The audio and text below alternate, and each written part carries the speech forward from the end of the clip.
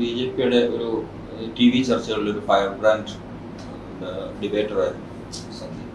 B J പിയുടെ നിലപാട് അവതരിപ്പിച്ച ആളാണ് സന്ദീപ്. അങ്ങനെ ഒരു പെട്ടെന്ന് ഇങ്ങനെ ഒരു ഐഡിയോളജിക്കൽ ഷിഫ്റ്റ് വരുമ്പോഴത്തേക്കും അതെങ്ങനെയാണ് സന്ദീപിന് ഒരുപാട് ഫാൻസ് ഉണ്ട്, അവർക്ക് എങ്ങനെയാണ് അത് ഡൈജസ്റ്റ് ചെയ്യുന്നത്? ഒന്ന്, ഞാൻ ബി ജെ പിയുടെ നിലപാടുകളാണ് പറഞ്ഞത്. ആ നിലപാടുകളെ തള്ളി പറഞ്ഞിട്ടാണ് ഞാൻ കോൺഗ്രസിൻ്റെ നിലപാടുകൾ സ്വീകരിച്ചുകൊണ്ടാവുന്നുള്ളത്. ഞാൻ ഈ ഫാൻ ബേസ് എന്നൊക്കെ പറയുന്നത് രാഷ്ട്രീയത്തിൽ അങ്ങനെ ഫാൻ ബേസ് ഉണ്ടാവേണ്ട കാര്യമുണ്ടെന്ന് എനിക്ക് തോന്നുന്നില്ല. അവർ ഞാൻ അന്ന് ഉയർത്തിയ കാര്യങ്ങളെ അംഗീകരിക്കുന്ന ആളുകളായിരിക്കാം പിന്തുണച്ചിട്ടുള്ളത്. എനിക്ക് എൻ്റെ ഭാഗത്ത് സംഭവിച്ച പെശക് മനസ്സിലായിട്ടാണ് അത് തിരുത്തിയിട്ട് ഞാൻ കോൺഗ്രസിൻ്റെ ഭാഗമായി മാറിയിട്ടുള്ളത്. അപ്പോൾ ധാരാളം പേരെ അത് ഉൾക്കൊണ്ട ആളുകളുണ്ട്, ഞാൻ പറയുന്നത് ശരിയാണെന്ന് ഉൾക്കൊണ്ട ആളുകളുണ്ട്. ഇപ്പോൾ എൻ്റെ സോഷ്യൽ മീഡിയ ഫോളോവേഴ്സിൻ്റെ എണ്ണം കുറയ്ക്കാൻ വേണ്ടി ബി ജെ പിയുടെ ഭാഗത്തുനിന്ന് ക്യാമ്പയിൻ ഉണ്ടായി. അവർ ക്യാമ്പയിൻ തുടങ്ങുന്ന സമയത്ത് എനിക്കുണ്ടായിരുന്ന ഫോളോവേഴ്സ് 318K 318K ആയിരുന്നു. എൻ്റെ ഫേസ്ബുക്ക് പേജിൽ പ്രത്യേകത അത് ഓർഗാനിക് ആയിട്ടുള്ള ഗ്രോത്ത് ഉണ്ടായ പേജാണ്. ഒരിക്കലും അത് പേയ്മെൻറ്റ് ഒരു ക്യാമ്പയിൻ നടത്തിയിട്ട് ആളുകളെ കൊണ്ടുവന്ന പേജല്ല. അതുകൊണ്ട് തന്നെ ഇടുന്ന പോസ്റ്റുകൾക്കെല്ലാം നല്ല റീച്ച് ഉള്ളതാണ്. അത് അൺഫോളോ ചെയ്യാൻ ക്യാമ്പയിൻ ഉണ്ടായി. 318K ഉണ്ടായിരുന്നത് 295Kയിലേക്ക് അവരെത്തിച്ചു 2-3 ദിവസം കൊണ്ട്. അത് ഇമ്മീഡിയറ്റ്ലി ബൗൺസ് ബാക്ക് ചെയ്തു. ഇപ്പോൾ എനിക്ക് തോന്നുന്നു ഇന്ന് 328Kയിൽ മാറിയിട്ടുണ്ട്. നേരത്തെ ഉണ്ടായിരുന്നതിനേക്കാൾ കൂടുതൽ അംഗീകാരമാണ് ഈ നിലപാട് എൻ്റെ പുതിയ സാഹചര്യത്തിൽ എനിക്ക് കിട്ടിയിട്ടുള്ളത്. ജനങ്ങളുടെ അംഗീകാരമാണല്ലോ, പൊതുസമൂഹത്തിൻ്റെ അംഗീകാരം എനിക്ക് വർദ്ധിക്കുകയാണ് ചെയ്തത്, കുറയല്ല ചെയ്തത്. ഇപ്പോൾ ഈ ഇതിനെ കുറിച്ചിട്ട് മാപ്പിള കലാപത്തിനെ കുറിച്ചിട്ട് അന്ന് ഒരുപാട് കാര്യങ്ങൾ സന്ദീപ്, അത് ബി ജെ പിയുടെ നിലപാട് മാത്രമാണ്, സന്ദീപിൻ്റെ നിലപാടല്ല എന്നാണ്. ഞാൻ അന്ന് നിലനിന്ന പ്രത്യയശാസ്ത്രം അല്ലെങ്കിൽ അതിൻ്റെ പരിസരത്തുനിന്നുകൊണ്ട് ഞാൻ കണ്ടിട്ടുള്ള, ഞാൻ വായിച്ചിട്ടുള്ള ചരിത്രത്തിൻ്റെ ഭാഗമായിട്ട്, ആ പ്രത്യയശാസ്ത്ര ഭാഗമായിട്ടുണ്ടായിട്ടുള്ള നിലപാടുകളാണ്.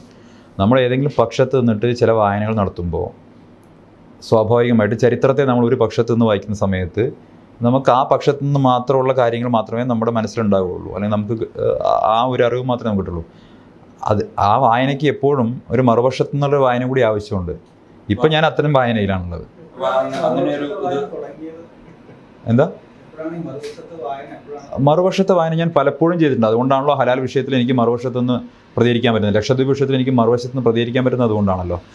പുഴു സിനിമയുമായി ബന്ധപ്പെട്ട് ബഹുമാനപ്പെട്ട മമ്മൂട്ടിക്കെതിരെ സംഘപരിവാർ ഹാൻഡിൽ നിന്ന് അറ്റാക്ക് വന്നപ്പോൾ എൻ്റെ വോളിൽ നിങ്ങൾ ഒരു അറ്റാക്ക് പോലും കാണില്ല. ഞാൻ അതിനെ എതിർത്ത ആളാണ്. മമ്മൂട്ടി എന്ന മഹാനടനെ മതത്തിൻ്റെ പേരിൽ അടയാളപ്പെടുത്തേണ്ടതല്ല എന്ന നിലപാടെടുത്ത ആളാണ് ഞാൻ. അപ്പോൾ ഞാൻ ഇത്തരം വിഷയങ്ങളിലൊക്കെ കൃത്യമായിട്ടുള്ള നിലപാട് വ്യക്തിപരമായിട്ട് എടുത്തിട്ടുണ്ട്. അത് മറുപക്ഷത്തു നിന്നുള്ള വായന ഉണ്ടായിരുന്നതുകൊണ്ടാണ്. അപ്പോൾ ഇത് 1921 ഹിന്ദു വംശഹത്യ ഉണ്ടായിട്ടില്ല എന്നാണ് നോക്കൂ. അന്നത്തെ 1921 കലാപം സംബന്ധിച്ച് കോൺഗ്രസിൻ്റെ അഭിപ്രായം അന്നത്തെ മലബാർ കോൺഗ്രസ് കമ്മിറ്റി അടക്കമുള്ളവർ രേഖപ്പെടുത്തിയിട്ടുള്ളതാണ്. മഹാത്മാഗാന്ധി ആ വിഷയങ്ങളെക്കുറിച്ച് അഭിപ്രായം പറഞ്ഞിട്ടുണ്ട്. അത് ചരിത്രത്തിൻ്റെ ദശാസന്ധിയിലുണ്ടായിട്ടുള്ള ഒരു കാര്യമാണ്. അതിന് ഇന്നത്തെ കാലത്ത് ജനങ്ങളെ പോളറൈസ് ചെയ്യാൻ വേണ്ടി ഉപയോഗിക്കുന്നത് ബി ജെ പിയുടെ ഇലക്ടറൽ പൊളിറ്റിക്സിൻ്റെ ഭാഗമാണ്. അതെനിക്ക് താല്പര്യമില്ല. പക്ഷേ 1921 ഊരിയ വാള് അറബിക്കടലിൽ എറിഞ്ഞിട്ടില്ല എന്ന് പറഞ്ഞിട്ട് പ്രകടനം നടത്തിയതിനെ കുറിച്ചൊക്കെ സന്ദീപ് സംസാരിച്ചു. അത് ബി ജെ പിയുടെ ഭാഗത്തുനിന്ന് ചരിത്രം വായിക്കുമ്പോഴുള്ള പ്രയാസമാണ്. അന്നത്തെ കാലത്ത് ബ്രിട്ടീഷുകാരുടെ ഭാഗത്തുനിന്നും പീഡനം അനുഭവിക്കേണ്ടി വന്നവർ അപ്പുറത്തുമുണ്ട് ഇപ്പുറത്തുമുണ്ട്. അതൊക്കെ അവിടെ ഒരു ഡിവൈഡ് ആൻഡ് റൂളിൻ്റെ ഭാഗമായിട്ട് പീഡനം അനുഭവിക്കേണ്ടി വന്ന ഒരു വലിയ വിഭാഗമാണ് മലബാറിലുണ്ടായിരുന്ന വള്ളുവനാട്ടിലും മേർനാട്ടിലൊക്കെ ഉണ്ടായിരുന്നത്.